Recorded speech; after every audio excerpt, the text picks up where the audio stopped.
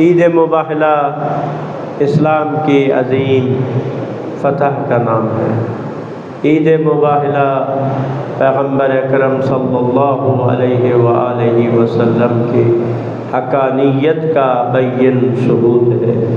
عید مباحلہ عظمت اہل بیت علیہ الصلوۃ والسلام کی واضح اور روشن دلیل ہے۔ آپ جانتے ہیں کہ یہ عید مباحلہ کیوں ہم مناتے ہیں؟ شاید کچھ جو ہمارے جوان یا بچے اس ہماری محفل میں جمعہ میں تشریف فرما ہیں، ان کے لیے تھوڑا سا اس پہ روشنی ڈالوں گا۔ مباحلہ عربی زبان کا لفظ ہے۔ اس کا مطلب کیا ہوتا ہے؟ اس کا مطلب یہ ہے کہ ایک دوسرے پر نفرین اور لعنت کرنا، یا ایک دوسرے کے لیے عذاب کی بد دعا کرنا۔ اسلام میں کیا ہے؟ اسلام میں یہ ہے کہ جب کسی حق کو ثابت کرنا ہو اور دلائل سے کوئی نہ مانے تو پھر اس صورت میں یہ مباحلہ کا چیلنج دیا جاتا ہے کہ جب دلائل سے بات حل نہ ہو تو آخری حل کیا ہے کہ مباحلہ کرے، کہ ایک وہ اس فریق پر، یہ فریق دوسرے پر لعنت و نفرین اور ہلاکت کی بد دعا کرے۔ یہ ہے مباحلہ۔ اب یہاں پر کیا ہے کہ جب مکہ فتح ہو گیا تو نبی کریم صلی اللہ علیہ وآلہ وسلم نے مختلف علاقوں میں خطوط بھیجے بادشاہوں کو کہ وہ اسلام کو تسلیم کریں۔ تو اسی طرح کا ایک وفد نجران کے جو عیسائی تھے ان کی طرف بھی حضرت نے بھیجا۔ نجران یہ یمن کا حصہ ہے اور آج کل یہ سعودی عرب کے قبضے میں ہے۔ تو یہاں پر عیسائی رہتے تھے۔ جب ان تک یہ پیغام پہنچا، انہوں نے آپس میں مشورہ کیا تو انہوں نے کہا کہ ہم اس محمد صلی اللہ علیہ وسلم کے دین کے بارے میں تحقیق کرتے ہیں، اس کے بعد کوئی فیصلہ کریں گے۔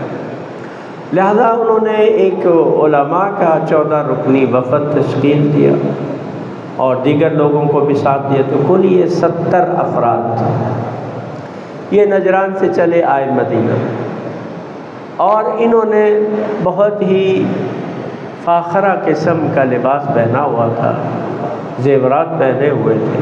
مدینہ کے لوگ کہتے ہیں کہ ہم نے ان سے پہلے کسی وفد کو اس طرح سے مزین اور زیورات سے اور فاخرہ لباس پہنے ہوئے ہم نے نہیں دیکھا تھا۔ لیکن جب وہ آئے مسجد النبی کی طرف حضور پاک خدمت میں، حضور صلی اللہ علیہ وآلہ وسلم نے ان سے بے اعتنائی کی، بے رخی اختیار کی۔ تو یہ پریشان ہو گئے کہ بھئی ہم آئے ہیں، ہمیں خط لکھا کہ اسلام قبول کرو، اب ہم اسلام کو جاننے کے لیے آئے ہیں تو یہ ہمارے ساتھ یہ سلوک کرتے ہیں۔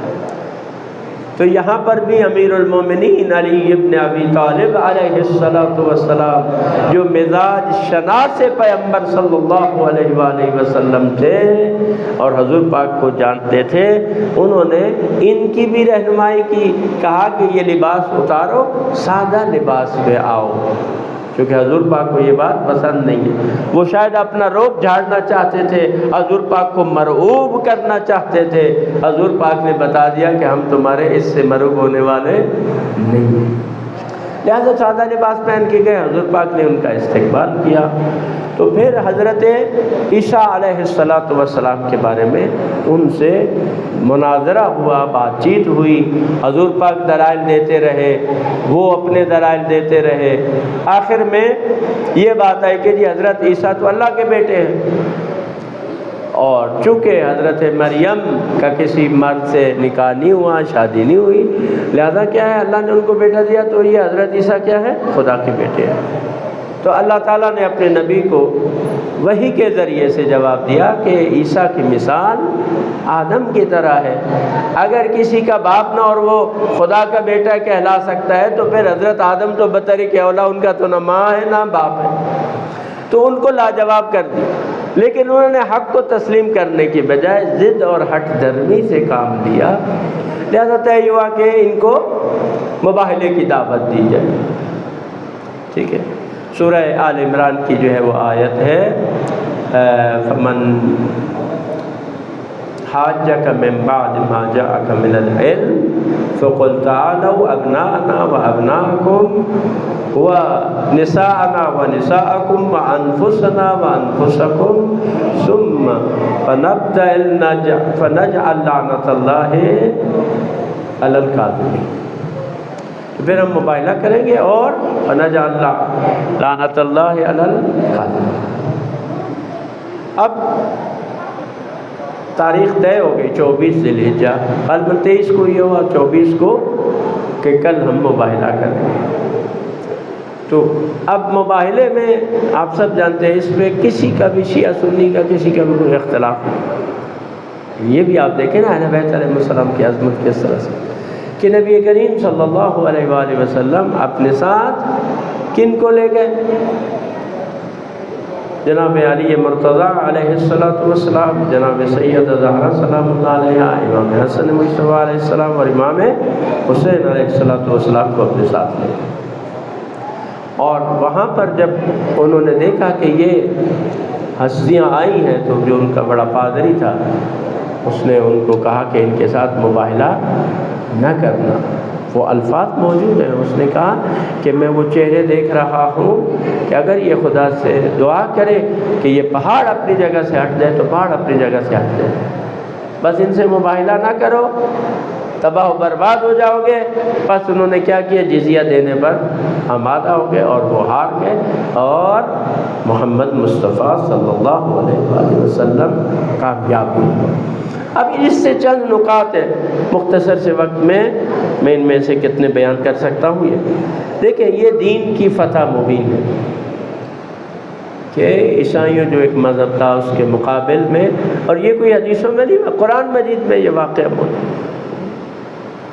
تو یہ اسلام کی دین کی بہت بڑی فتح ہے، اور پنجتن پاک دین مبین کی حقانیت کی دلیل ہے۔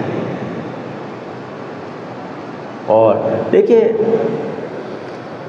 جب اس مباہلے میں حضور صلی اللہ علیہ وآلہ وسلم ان ہستیوں کو اپنے ساتھ لے گئے اور خود رسول اللہ اکیلے بھی ان کے ساتھ مباہلہ کر سکتے تھے، لیکن اللہ نے کہا کہ ان کو ساتھ لے جاؤ، بیٹوں کو، عورتوں کو، اپنے نفسوں کو اپنے ساتھ لے جاؤ، تو اس کا مطلب یہ ہے کہ دین کی بقا، دین کی حفاظت اور دین کا جو بچاؤ ہے وہ پنجتن پاک کے ذریعے ہی ہو سکتا ہے۔ اللہ یا رسول لہذا یہ کیسے ہو سکتا ہے کہ دین کے معاملے میں ہم ان سے تمسک نہ کریں اور دین کے مسئلے میں پھر کسی اور کی طرف ہم رجوع کریں؟ جب دین کی مشکلات، جب بھی دین خطرے میں ہوا، انہی پنجتن پاک نے آگے بڑھ کر اپنی جانوں کو قربان کر دیا۔ تو پھر یہ کیسے ہو سکتا ہے کہ ہم ان کو چھوڑ کر دین کسی اور سے جا کے لیں؟ انہی سے تمسک کرنا چاہیے۔ یہ آیت مباہلہ، یہ آیت مباہلہ اور مباہلہ کا پیغام، اور ہمیشہ اہل بیت نے ہی دین کو خطرے سے نکالا ہے۔ جب بھی دین کو خطرہ ہوا، اہل بیت علیہ السلام آگے بڑھے اور اپنی جان اس راستے میں قربان کر لی، لیکن اسلام کو، دین کو بچا لیا۔ تیسرا جو اس میں نقطہ دیکھیں کہ مقام و مرتبے کے لحاظ سے کوئی بھی پنجتن پاک کا ہم پلہ نہیں ہے۔ صحابہ کرام میں سے، ازواج میں سے، جتنے بھی باقی بزرگ شخصیتیں ہیں، وہ ان کا مقام مرتبہ اپنی جگہ پر ہے، لیکن یہ بات حق ہے اور یہ آیت مباہلہ کہہ رہی ہے، اور مباہلہ کا دن یہ بتا رہا ہے کہ مقام و مرتبے میں پنجتن پاک کے ہم پلہ اور برابری کرنے والا اور کوئی نہیں ہے۔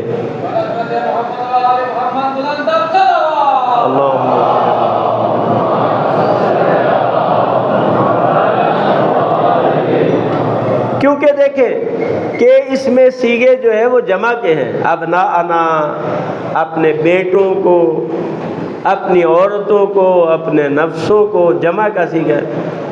لیکن ہم دیکھتے ہیں کہ حضور صلی اللہ علیہ وآلہ وسلم نساءنا کی جگہ پر صرف ایک جناب حضرت زہرا سلام اللہ علیہا کو لے کر جاتے ہیں۔ اس کا مطلب کیا ہے؟ اگر کوئی اور عورت اس مرتبے پر ہوتی حضور پاک ان کو بھی ساتھ لے جاتے، لہذا اس مرتبے پر تھی ایک، اگرچہ قرآن نے کوئی اس میں قدغن نہیں لگائی تھی کہ کتنی عورتوں کو لے جائے۔ اسی طرح سے انفسنا کی جگہ پر بھی صرف علی ابن ابی طالب علیہ السلام کو لے کے جاتے ہیں، اگر کوئی اور اس مرتبے پر ہوتا تو حضور اس کو بھی ساتھ لے کر جاتے۔ اسی طرح دیکھیں ابناءنا میں بھی جمع کا صیغہ ہے، لیکن وہاں پر چونکہ دو ہستیاں اس مرتبے پر تھی، لہذا دونوں کو حضور پاک صلی اللہ علیہ وسلم اپنے ساتھ لے کے جائیں، ٹھیک ہے؟ لہذا ان کے اب اللہ اور کوئی نہیں ہے، کوئی ان کی برابری اور ہمسری کرنے والا نہیں ہے۔ اب آپ دیکھیں اسی میں کہ دین خطرے میں ہے، مباہلہ کرنا ہے، تو اب اس مرحلے پر حضور پاک علی ابن ابی طالب کو کس جگہ پر لے گئے؟ نفس پیغمبر، اپنے نفس کی جگہ پر۔ تو جو زندگی میں نفس پیغمبر کا اعزاز حاصل کرے حضور کا پاک کے بعد بھی خلافت و جانشین، اسی کا حق ہو سکتا ہے، کوئی اور حقدار نہیں، ٹھیک ہے؟ یہ مباہلہ کا پیغام ہے۔ اور کیا تھا؟ مقابلہ کن سے تھا؟ جھوٹوں سے تھا۔ تو جب یہ گئے تو پتہ چل گیا سچے یہی ہے، لوگ ہیں، یہ افراد سچے ہیں۔ جھوٹوں کے مقابلے میں وہی گئے جو کردار کے لحاظ سے، افکار کے لحاظ سے، گفتار کے لحاظ سے، ہر لحاظ سے صداقت کے معراج پر موجود تھے، انہی کو حضور پاک جو ہے وہ ساتھ لے گئے۔ اب اس سے ایک اور آیت کا مسئلہ بھی حل ہو جاتا ہے کہ کونوا مع الصادقین، ہو جاؤ سچوں کے ساتھ۔ تو قرآن نے یہ بھی بتا دیا کہ یہ مباہلہ والے ہی سچے ہیں، قرآن ان کے ساتھ ہونے کا ہمیں حکم دیتا ہے۔ بس ایک دو اور چیزیں ہے کہ مخالف، دیکھیں مباہلہ کیا کہتے ہیں کہ اگر کوئی آپ کا مخالف ہے اس کے ساتھ دلیل سے بات کرو، دلیل سے اسے قانع کرنے کی کوشش کرو اور دلیل سے اسے منگوائے، اگرچہ وہ تمہارے عقیدے کے برخلاف ہے، لیکن توہین یہ اسلام ہمیں اجازت اس کی نہیں دیتا۔ یہ مباہلے کا کیا ہے درس ہے۔ اور آخری بات یہ کروں کہ جس کو اپنے عقیدے اور مقصد پر ایمان ہو، وہ پھر خود بھی، اپنے اہل و عیال کو بھی، اپنے رشتہ داروں کو بھی لے کر خطرے میں کود پڑتا ہے، وہ پھر چلا جاتا ہے۔ اور اسی طرح سے آپ بھی کبھی سوچیں، اپنے ایمان کو ترازو میں تولیں کہ اگر آج یہ بات ہو جائے کہ کوئی کہے کہ آئے ہم آپ سے مباہلہ کرتے ہیں، کیا ہم تیار ہیں کہ اپنے بیوی بچوں کو لے کے اس کے مقابلے میں کھڑے ہو جائیں؟